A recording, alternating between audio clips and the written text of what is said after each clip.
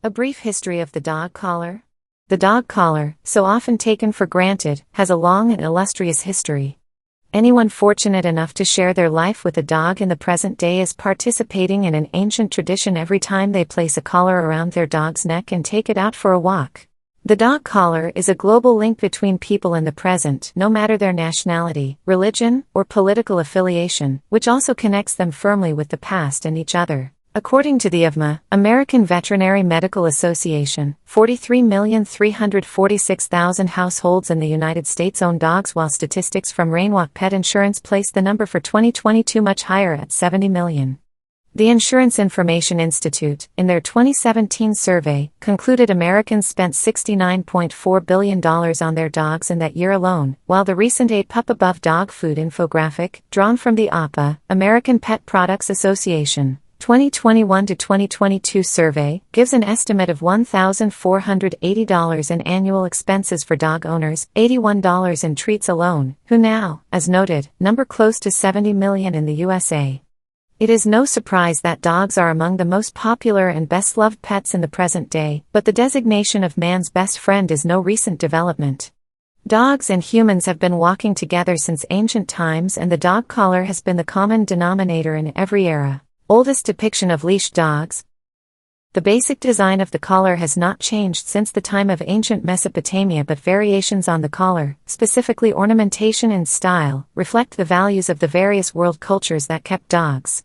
These subtle, and sometimes not so subtle, alterations to the central design can be quite telling in the role dogs played and how they were regarded in different time periods and cultures. The oldest depiction of what seems to be dogs on leashes, suggesting some sort of collar, comes from the region of Shuwaimis in modern-day northeastern Saudi Arabia. In a November 2017 article in Science magazine, author David Grimm describes the work of archaeologist Maria Gagnon of the Max Planck Institute for the Science of Human History in Jena, Germany. Gagnon and her team catalogued over 1,400 rock art panels at Shuwaimis and another region, Juba, which include depictions of hunting dogs.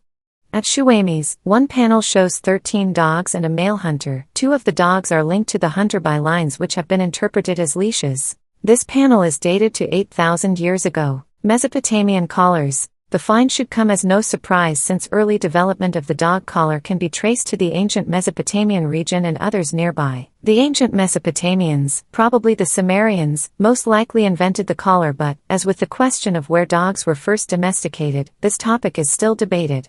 The original Mesopotamian dog collar was a simple cord thrown around the dog's neck which the owner would use to control the animal. In time, this cord was replaced by a collar, probably of cloth or leather, which attached to a leash or long stick.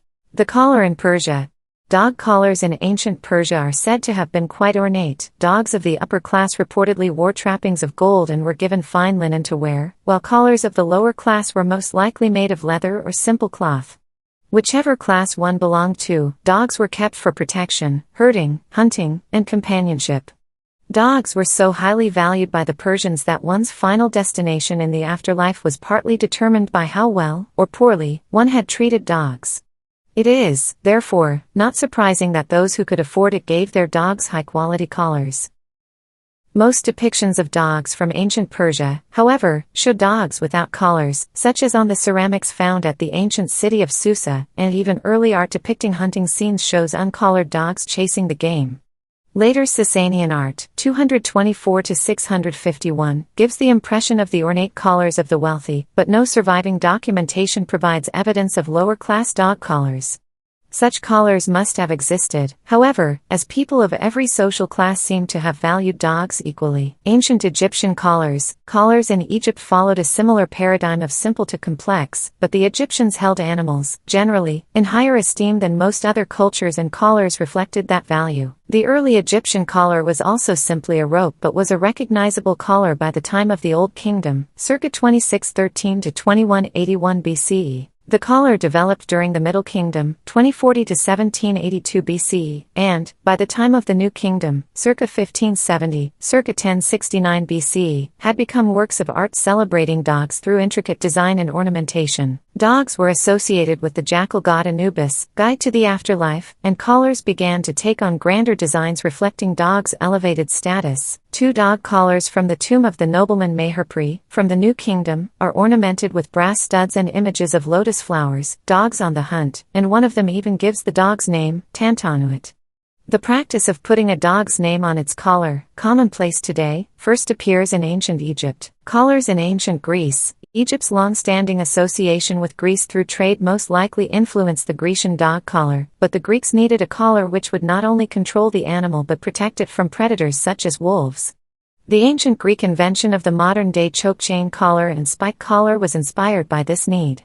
The Greeks also valued the dog, as evidenced by their regular appearance in Greek mythology and Greek literature such as the three-headed dog Cerberus who guarded the gates of Hades and Odysseus' loyal dog Argos, among others. Plato even claimed that the dog is a true philosopher owing to its ability to tell friend from enemy and truth from falsehood without instruction. Roman collars. The Romans inherited the concept of the dog collar from the Etruscans as evidenced by wall paintings in the Etruscan tomb of the Augurs, dating to circa 530 to 520 BC, but thought to depict a more ancient ritual. One scene in the tomb depicts a dog wearing a collar, nail turned in toward the neck, designed to enrage the animal and cause it to attack when the leash was pulled. This same sort of device was used by the Romans in their games in the arena, linking the Etruscan design to the later Roman.